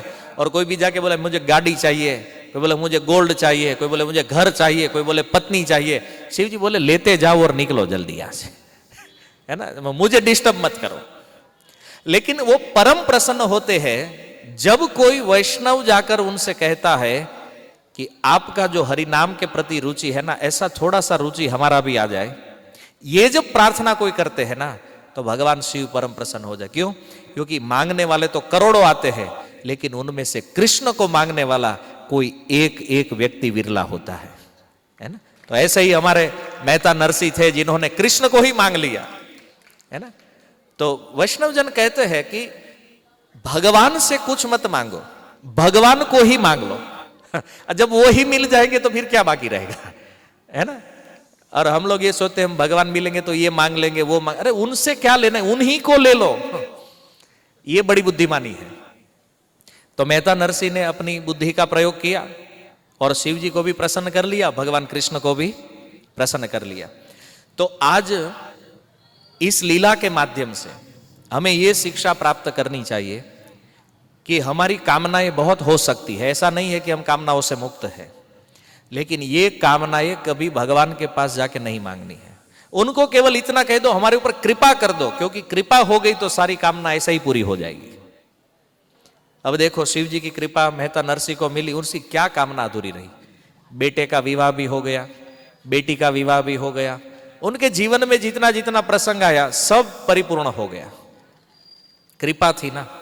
और जो लोग मानते थे हम इतने बड़े धनी है, हमारे पास इतना है, उनका क्या हुआ देखिए। तो एक तरफ जयद्रथ था, एक तरफ मेहता नरसिंह है, दोनों ने मांगा है शिव जी से, देने वाले एक ही व्यक्ति है। लेकिन ये हमारे ऊपर निर्भर करता है कि हम क्या मांगे, और क्या मांगना है ये सीखने के लिए हरि कथा सुननी पड़ेगी, तब पता चलेगा क्या मांगना है। ऐसा नहीं सोचेंगे अभी घर जाके क्या मांगना है लिस्ट बनाएंगे, ऐसा नहीं पता चलेगा। जब कथा सुनेंगे तब ये बुद्धि प्रदान होगी। जैसे गीता में भगवान ने कहा ना, ददामी बुद्धि योगम तम ये न माम उपयांति थे, भगवान ही वो बुद्धि प्रदान करते हैं। क्योंकि आसुरी बुद्धि में ये भाव कभी नहीं आ सकता है। अपने कल्याण की बात असुरी लोग कभी नहीं, अभी तो और सारे असुरों की कथा है, किसी ने नहीं मांगा है ये, जो वैष्णव भगवान शिव से मांगते हैं। तो भगवान की कथा के भी वो परम रसिक है, तो हमें कथा भी मांगनी है, और भगवान के नाम के भी परम रसिक है। तो ये चीज मांगेंगे तो शिव जी निश्चित रूप से हम पर कृपा करेंगे। एक चीज याद रखिए, आज जो शिवरात्रि है ना, इसका सबसे बड़ा महत्व क्या है जानते हैं? शिवरात्रि की इस रात्रि को जितने भी शिवलिंग है पूरे विश्व में, आज सारे शिवलिंग में भगवान शिव स्वयं प्रकट होते हैं। आज की रात्रि में ऐसे तो श्रद्धा से प्रकट होते हैं, लेकिन आज किसी का श्रद्धा हो या न हो, जितने शिवलिंग है पूरी दुनिया में, शिवरात्रि की रात्रि में शिव जी उस लिंग में प्रकट रहते हैं। तो श्रद्धा भाव से यदि कृष्ण को मांग लेंगे तो वो निश्चित रूप से दे देंगे, वो देने के लिए ही बैठे है ना। लेकिन क्या मांगना है ये हमें निश्चय करना है। और एक अंतिम बात, समय तो हो गया है, मैं एक चीज आपको बताऊं कि वैष्णवों में ये कंफ्यूजन है कि शिवरात्रि का व्रत हमें करना चाहिए कि नहीं करना चाहिए। मैंने कई भक्तों को सुना भी है, हरि भक्ति विलास का कोटेशन देते हुए वो कहते हैं कि शिवरात्रि करने की आवश्यकता नहीं है। ऐसा भागवत में भी है, चतुर्थ स्कंद में एक श्लोक है, तो उसमें एक शब्द आया है भव व्रत धर। तो इसके कारण कई वैष्णव व्रत नहीं करते हैं। लेकिन देखिए, भगवान शिव का ये व्रत करने से वैष्णव भक्ति में या हमारे भाव में कोई हानि नहीं है। मना प्रारंभ में लिखा गया है हरिभक्ति विलास में, लेकिन बाद में ये निश्चित करते हुए पूरा प्रकरण लिखा गया है सनातन गोस्वामी के द्वारा कि वैष्णवों को भी शिवरात्रि का व्रत क्यों करना चाहिए। ये भी एक लंबा विषय है, हरिभक्ति विलास में प्रमाण है। तो जो अपने आप को वैष्णव मानते हैं उनको भी शिवरात्रि व्रत करना चाहिए, कृष्ण प्रेम के लिए, भगवान की भक्ति के लिए, कोई कामनाओं के लिए नहीं। वैसे तो हमारे पास एकादशी है व्रतों का राजा, लेकिन शिवरात्रि भी इतनी ही महत्वपूर्ण, ये महाशिवरात्रि व्रत जो है तो वैष्णवों को करना चाहिए। कभी कभी 2 तिथि पड़ जाती है, जैसे इस साल भी ऐसा हुआ है, आज भी शिवरात्रि है, कल भी है। तो ऐसा क्यों होता है? तो देखिए, हमारे यहाँ व्रत का प्रारंभ या पूर्णाहुति सूर्योदय से लेके दूसरे दिन सूर्योदय या सूर्यास्त, इस पर चलता है। ये 12 से 12 वाला सिस्टम हमारा नहीं है, ये विदेशी सिस्टम है। तो हमारे यहाँ सूर्योदय में कभी थोड़ा जल्दी हो जाता है या कभी थोड़ा लेट होता है, इसके कारण एक दूसरी तिथियों का मिश्रण हो जाता है। इसे विद्या तिथि भी कहते हैं। जो लोग थोड़ा शास्त्र जानते हैं उनको पता है। तो एकादशी में भी ऐसा होता है, कभी कभी 2 पड़ जाती है। तो जैसे हम लोग एकादशी में क्या करते हैं, द्वादशी का स्पर्श जिसमें होता है उस तिथि का हम पालन करते हैं, 10वीं स्पर्श वाली तिथि को हम निषेध मानते हैं। तो उसी प्रकार से शिवरात्रि में भी आज की जो शिवरात्रि है, हरिभक्ति विलास के अनुसार जो शिव जी को अपना इष्ट मानते हैं उनके लिए आज है शिवरात्रि, और जो वैष्णव भक्त है उनके लिए शिवरात्रि कल रहेगा। और इसको यदि आपको डिटेल में जानना है तो हरिभक्ति विलास में इस शिवरात्रि प्रसंग में आप देख सकते हैं ऐसा क्यों है, क्योंकि हमारे पास समय नहीं है, नहीं तो मैं पूरा विस्तार से आपको बताता ऐसा क्यों है। वो भी 1 घंटे का विषय है। लेकिन तो मैं ये समझाना चाहता हूं कि सुनी सुनाई बातें बहुत हो सकती है संसार में, लेकिन हमें शास्त्र प्रमाणों के आधार पर चलना है। या तो हमारे पूर्ववर्ती आचार्यों ने जो कहा है, आज मैं पढ़ रहा था शिल प्रभुपाद का भी ये कोट है कि भक्तों को शिवरात्रि व्रत करना चाहिए, क्योंकि इसमें कोई हानि नहीं है। कि ऐसा नहीं कि शिव जी का व्रत करने से हम देवताओं के उपासक हो जाएंगे, या जो गीता में भगवान अविधि पूर्वकम जो उपासना है उसमें चले जाएंगे, ये नहीं है। ये भाव के ऊपर डिपेंड करता है। यदि आपकी कोई कामना है शिव जी के प्रति तो वो अविधि पूर्वकम हो जाएगा, जो गीता में भगवान बोले हैं। लेकिन जब हम भक्ति के भाव से या भगवान के हिसाब से या भगवान के एंगल से जब शिव जी की उपासना या प्रार्थना करते हैं तो ऐसा व्रत करने से भक्ति में कोई हानि नहीं, इसमें भक्ति की वृद्धि होती है, पोषण होता है। इसलिए ये शिवरात्रि व्रत भक्तों को भी रखना चाहिए। तो जो वैष्णव है, दीक्षित है, उनको कल करना है शिवरात्रि, और जो शिव जी को अपना इष्ट मानते हैं उनके लिए आज व्रत है। वैसे तो आज 5 बजे से लेकर कल 5 बजे के बीच में शिवरात्रि है, समझ में आया? तो हमेशा जब तिथियां पड़ती है तो उसका टाइमिंग भी देख लेना चाहिए वैष्णव कैलेंडर में या अन्य जो हमारे शास्त्र है उसमें, कि ऐसा समय जब होता है तब क्या करना चाहिए। यदि हम नहीं जानते हैं तो जो शास्त्र के जानकार लोग हैं उनसे पूछना चाहिए कि ऐसा जब हो जाता है तो हमें क्या करना चाहिए। यदि विधि पूर्वक हम व्रत करेंगे तो उनका फल प्राप्त हो जाएगा। तो हमारे लिए सबसे बड़ा फल यही है, शिव जी को प्रसन्न करना है। ठीक है, तो इस प्रकार से भगवान शिव के विषय में ये बहुत सुंदर तत्व, मेरा मेन फोकस यही था कि क्या मांगना है हमें और क्यों करना चाहिए। देखो, हम भक्त है इसका मतलब ये नहीं है कि किसी का निंदा करना या किसी से द्वेष करना। भक्त का अर्थ होता है सबके साथ अच्छा व्यवहार करना। क्यों? क्योंकि सब कुछ तो भगवान से ही प्रकट है, तो किससे द्वेष करेंगे, किससे प्रेम करेंगे? सब कुछ तो भगवान है। वासुदेव सर्वमिति समात्मा सुदुर्लभ, गीता में जो बताया गया है। तो उसी भाव से शिवजी भी भगवान का ही स्वरूप है, इसलिए उसका अनादर करने का अर्थ क्या है? भगवान का अनादर करना। तो ऐसी बातों में बिल्कुल ही नहीं जाना चाहिए। साधु गुरु शास्त्र हमारे लिए प्रणाम और प्रमाण दोनों है। साधु गुरु शास्त्र प्रणम्य भी है और प्रमाण स्वरूप भी है। तो उसी के ऊपर जो है विधि, प्रभुपाद जी एक श्लोक लिखे हैं, आप प्रभुपाद के ग्रंथ पढ़ते होंगे। सबसे ज्यादा प्रभुपाद जी श्लोक को कोट किए हैं। क्या है? श्रुति स्मृति पुराणादि पंचरात्रम विधिम बिना एकांति की हरिर भक्ति उत्पाते व कल्पते। हम भगवान की भक्ति भी करते हैं, लेकिन यदि वो शास्त्र विधि विधान के अनुसार नहीं है तो वो भक्ति भी उत्पात का कारण बनती है। ये श्लोक बार बार प्रभुपाद कोट कर रहे। क्यों? क्योंकि विधि सही होनी चाहिए। और विधि कहां पर लिखी गई है? शास्त्रों में। तो हमें शास्त्रों के अनुसार, और गीता का 16वें अध्याय का अंतिम श्लोक देखिए, उसमें भी यह बताया गया है। भगवान कहते हैं अर्जुन, क्या करना है क्या नहीं करना है, इस विषय में शास्त्र ही परम प्रमाण है। ये गीता में भगवान ने कहा है। इसलिए मनगढ़ंत व्रतों का पालन करने से कोई फायदा नहीं होने वाला है। शास्त्र जो कहता है उस हिसाब से चलेंगे। और सबसे बड़ी बात यह है कि भगवान शिव का भगवान के साथ 3 प्रकार का संबंध है, जो शास्त्रों में बताया गया है। वो स्वामी तुलसीदास जी कहते हैं, सेवक स्वामी सखा पिय सीय के। सीय पी के मतलब ये शिव जी भगवान के सेवक भी है, स्वामी भी है और सखा भी है। ये तीनों भाव में रहते हैं। जैसे रामायण में सेतुबंध प्रसंग जो है, इसको लेकर भी बड़ी गड़बड़ है लोगों के मन में।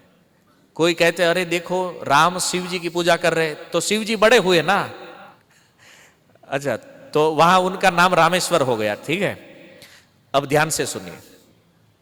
जब भगवान राम ने शिव जी की पूजा की तो उस समय उस लिंग का नाम हुआ रामेश्वर। ठीक है, अब व्याकरण से थोड़ा देखेंगे इसके अर्थ को। तत्पुरुष समास से यदि देखें, रामस्य ईश्वर, इसका अर्थ क्या होता है? राम के ईश्वर। रामस्य ईश्वर, तो राम के ईश्वर, ये सीधा अर्थ हो गया। सामान्य लोगों ने यह अर्थ किया जो वहां पर थे। अब बहुब्रीहि समास से यदि देखेंगे तो आता है रामः ईश्वरो यस्यासो रामेश्वरः। इसका अर्थ फिर जब ये सब लोग कहने लगे कि नहीं नहीं ये तो राम के ईश्वर है, तो शिव जी से ये सहन नहीं हुआ। तो शिव जी ने प्रकट होकर कहा कि राम जिनके ईश्वर है वो रामेश्वर है। देखिए थोड़ा थोड़ा अंतर समझ में आ रहा है। पहले क्या था?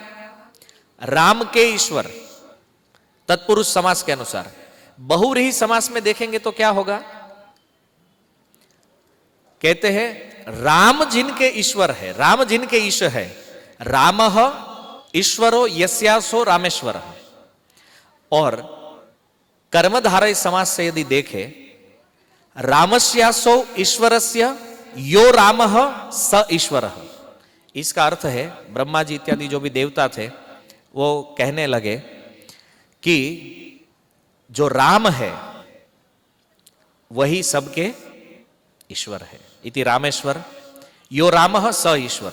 जो राम है वही ईश्वर, और इसी से इनका नाम क्या बनता है? रामेश्वर। ठीक है, व्याकरण है। इन सब चीजों में जाने का, ये केवल आपको समझने के लिए मैंने बताया है। ऐसा नहीं कि स्मरण में रहे न रहे, चिंता मत करिए। याद नहीं भी रहा हो कोई टेंशन नहीं है।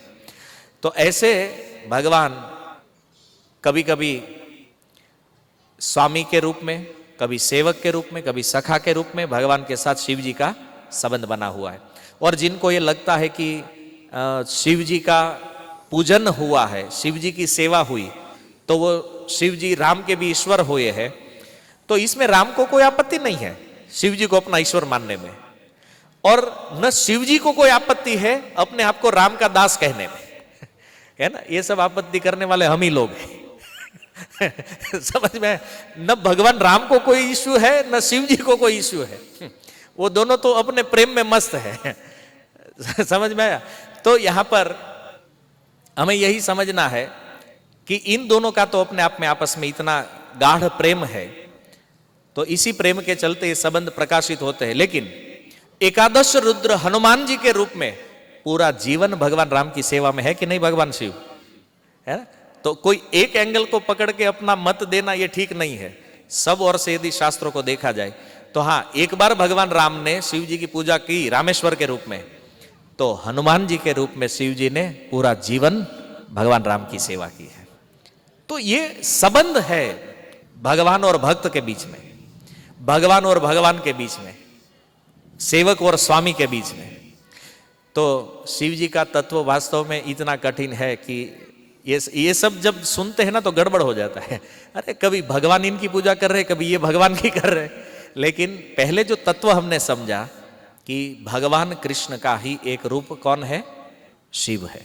भगवान का वो आनंद तत्व जो है वही शिव के रूप में प्रकट हुए हैं।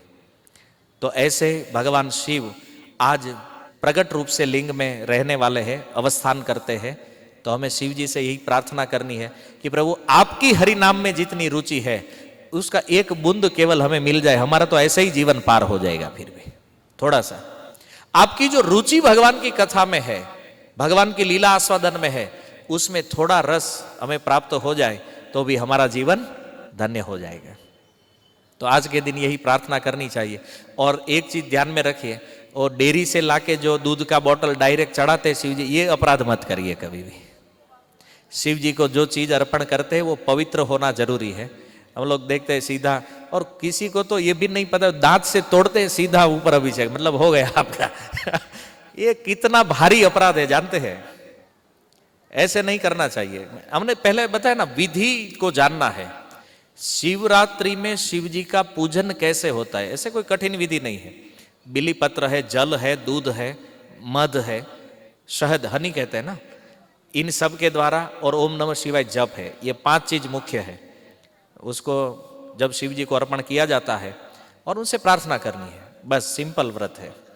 लेकिन चीजों की शुद्धि का ध्यान रखिए। ऐसे वो शहद का बोतल लेके आए, सीधा बोतल मतलब पात्र में निकालिए, ठीक है, और उसके कुछ मंत्रोच्चार भी होते हैं, उसको शुद्धिकरण प्रोसेस में लाइए। जैसे हम लोग जल को पवित्र करने के लिए बोलते हैं ना, गंगे च यमुने चैव गोदावरी सरस्वती नर्मदे सिंधु कावेरी जलेस्मिन् सन्निधिं कुरु, तब वो सारी नदियों का जल प्रविष्ट होता है। तो मंत्र के द्वारा इन सामग्रियों का शुद्धिकरण होता है और उसके बाद वो भगवान को अर्पित होता है। ये मत कहिए नहीं नहीं प्रभु हमारा तो भाव है, तो भगवान तो भाव देख लेते हैं।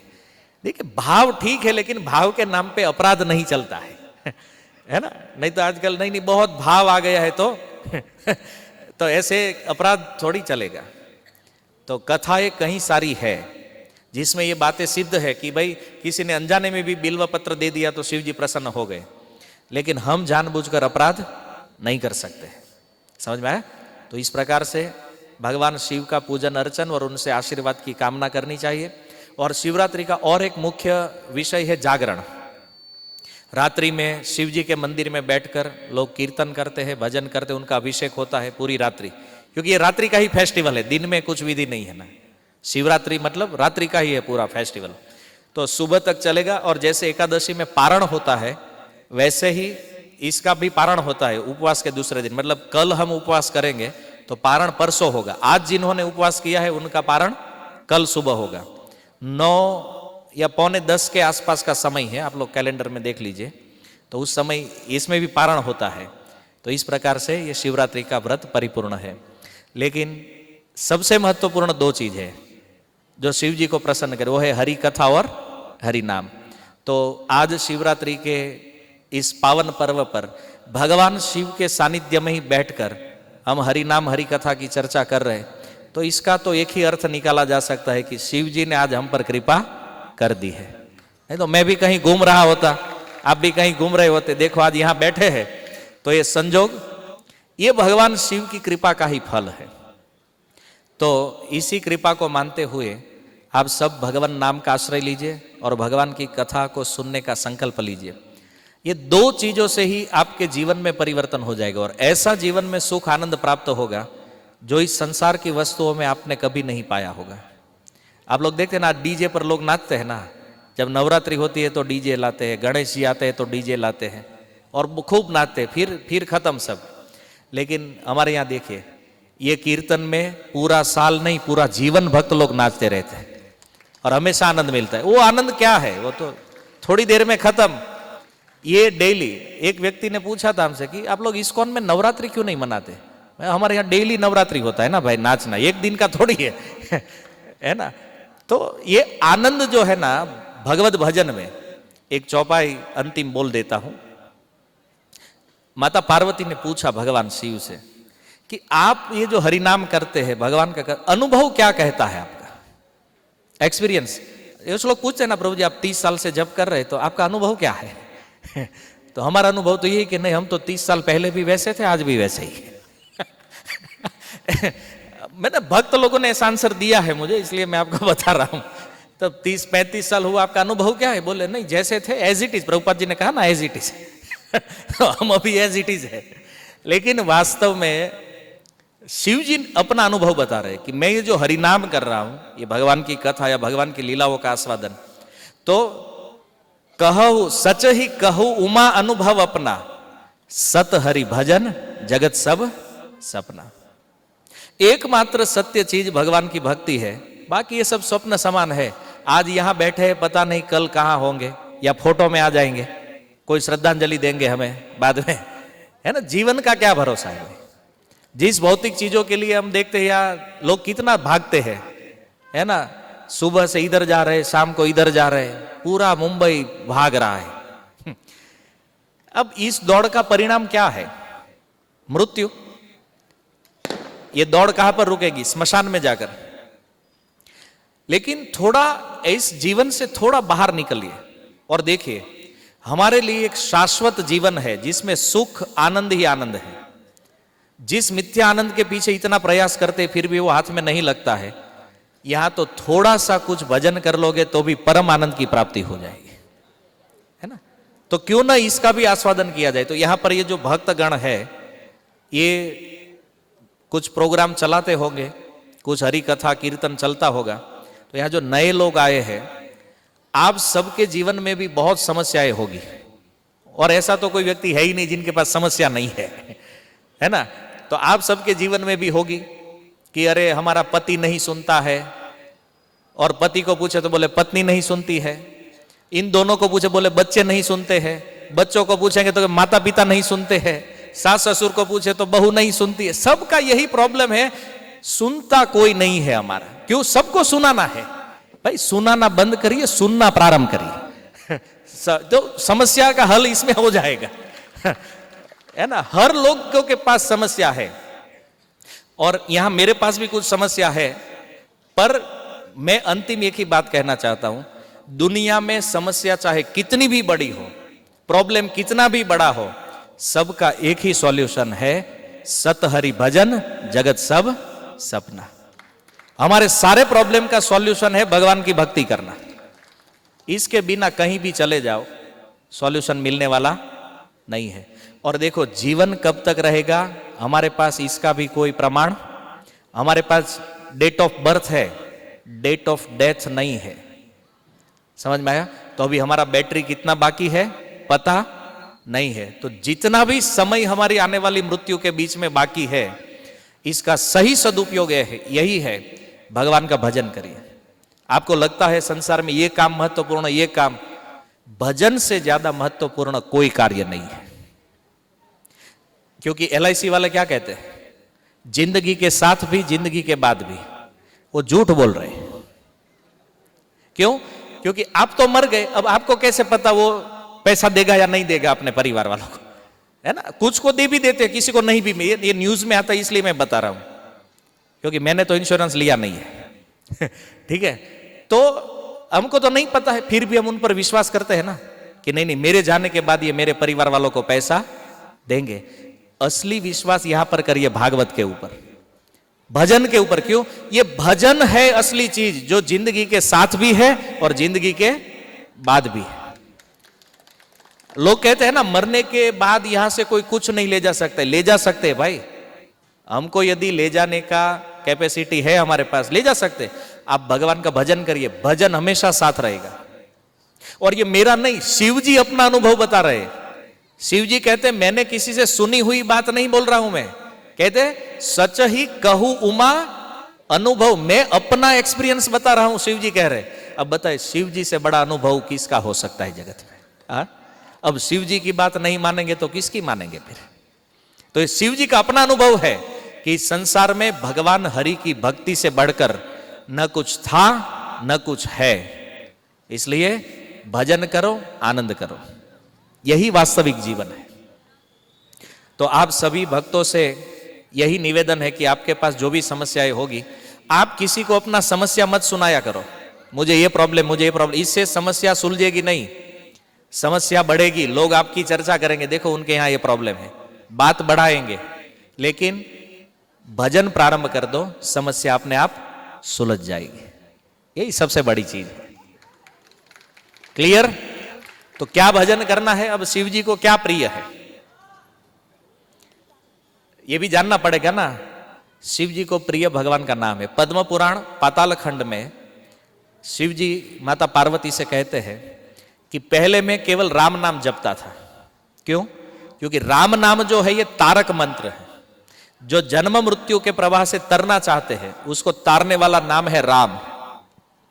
फिर शिव जी ने कहा कि मैंने वैष्णव दीक्षा ले ली, मतलब मैंने पारक मंत्र को ग्रहण किया।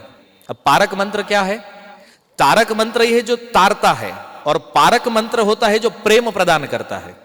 तब से शिव जी ने हरे कृष्ण महामंत्र को ग्रहण किया है। हरे कृष्णा कृष्णा कृष्णा हरे हरे, हरे राम राम राम हरे हरे।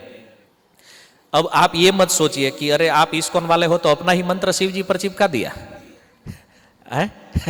ये भी होता है ना मन में कि भाई आप तो इस्कॉन वाले हो तो अपना मंत्र लगा दिया। इसलिए मैंने पहले बताया, प्रमाण दिया है मैंने। ये पद्म पुराण पाताल खंड में स्वयं भगवान शिव ने स्वीकार किया है, ये माता पार्वती और शिव जी के संवाद में, कि मैं पारक मंत्र जप करता हूं। और पारक मंत्र यही है हरे कृष्ण महामंत्र। आप वेदों शास्त्रों में सर्च कर लीजिए, तो जो प्रेम प्रदान कर सकता है।